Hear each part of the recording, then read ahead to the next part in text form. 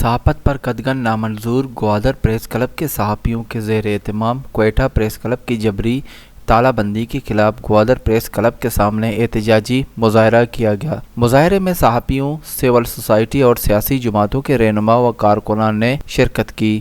Gwadar press club کے سامنے منعقدہ احتجاجی مظاہرے میں مظاہرین نے کوئٹہ پریس کلب کی تالہ بندی کی شدید مذمت کی گئی اور صوبائی حکومت کی بے یسی پر شدید غم و غصے کا اظہار بھی کیا۔ احتجاجی مظاہرے سے گوادر پریس کلب کے صدر شریف ابراہیم، گوادر بار ایسوسی ایشن کے صدر صدیق زامرانی، نیشنل پارٹی کے رہنما عابد رحیم سہرابی، بلوچستان نیشنل پارٹی کے رہنما ماجد سہرابی، سول سوسائٹی گوادر کے رہنما مولانا محمد عارف اور پریس کلب کے جنرل سیکریٹری اسماعیل عمر نے خطاب کیا۔ مقررین کا کہنا تھا کہ کوئٹہ سمیت ملک بھر کے پریس کلبز کی جبری تالہ بندی ماضی کے دور امریت میں بھی نظیر نہیں ملتی۔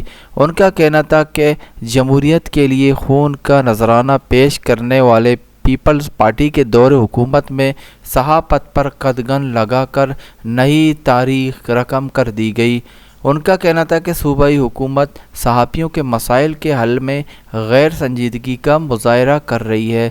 مظاہرین نے حکومت بلوچستان سے مطالبہ کرتے ہوئے کہا کہ کوئٹہ پریس کلب کی جبری تالہ بندی کے مرتکب اہلکاروں کو معطل کر کے قرار واقعی سزا دی جائے۔ انہوں نے کہا کہ آج کا دور میڈیا ہے، لوگوں کو اپنے حق کے اظہار سے کوئی نہیں روک سکتا۔ بزور قوت میڈیا ہاؤسز پر قدغن حکومت کی نااہلی کا واضح اظہار ہے۔